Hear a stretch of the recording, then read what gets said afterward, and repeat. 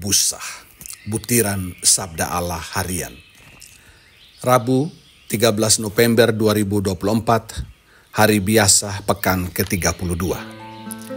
Bacaan kitab suci, bacaan pertama dari surat Rasul Paulus kepada Titus, bab 3 ayat 1-7. Bacaan Injil, Lukas bab 17 ayat 11-19.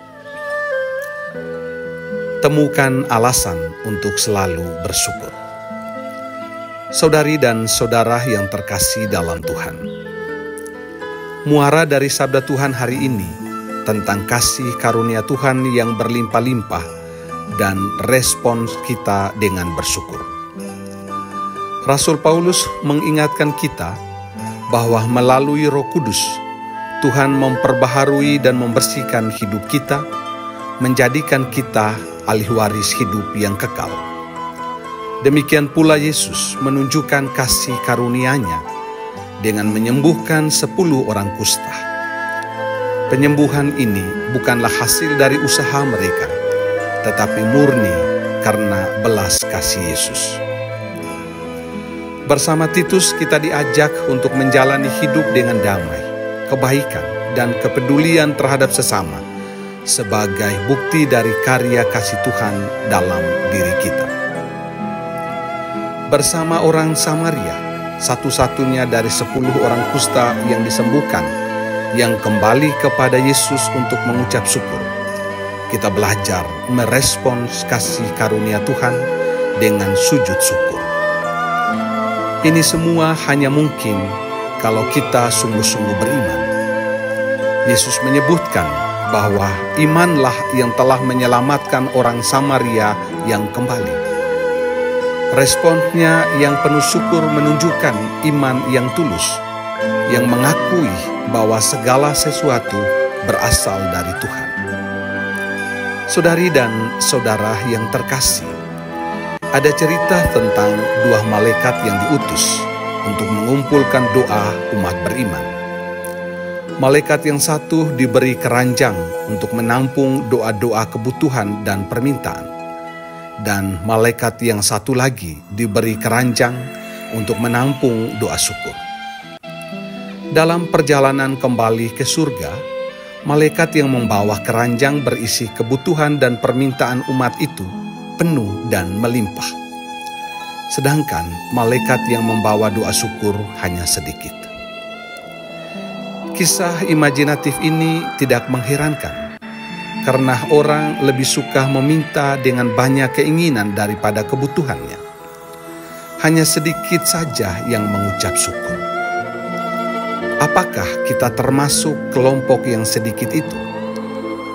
Setiap hari kita hanya perlu memberikan keranjang penuh rasa syukur dan pujian kepada Tuhan. Pada gilirannya, kita akan menerima berkat demi berkat, kasih karunia demi kasih karunia. Mengucap syukur kepada Tuhan adalah sikap hati yang mengakui kasih, kuasa, dan kebaikan Tuhan dalam hidup kita.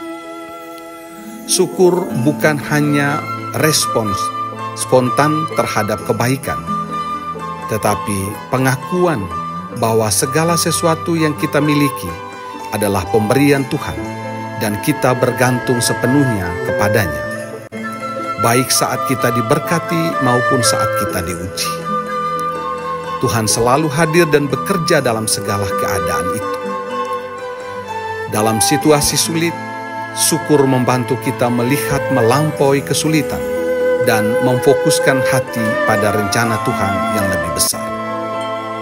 Saudari dan saudara yang terkasih dalam Tuhan, karena itu ada konsekuensi bagi orang yang selalu bersyukur, yakni selalu berpengharapan dalam iman yang kuat, lebih taat pada kehendak Tuhan, hidup dalam kedamaian batin, dan lebih mengalir dengan tindakan-tindakan kasih yang nyata, serta dapat menginspirasi orang lain untuk terus bersyukur.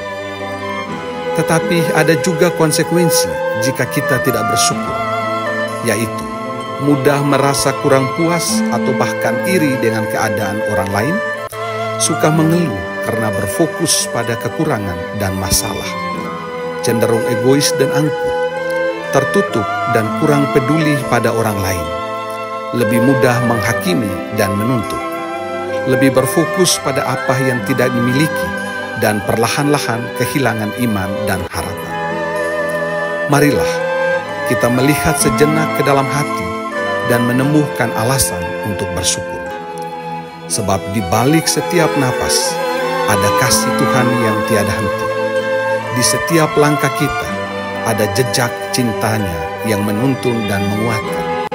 Syukur bukan hanya tentang hal-hal besar yang terjadi, tetapi juga tentang menyadari bahwa setiap detik adalah anugerah, setiap hari adalah berkat yang indah. Bersyukurlah, karena di dalam syukur, hati kita menemukan damai dan jiwa kita merasa cukup, sebab kita tahu kita senantiasa dipelihara oleh kasih yang abadi. Tuhan memberkati kita.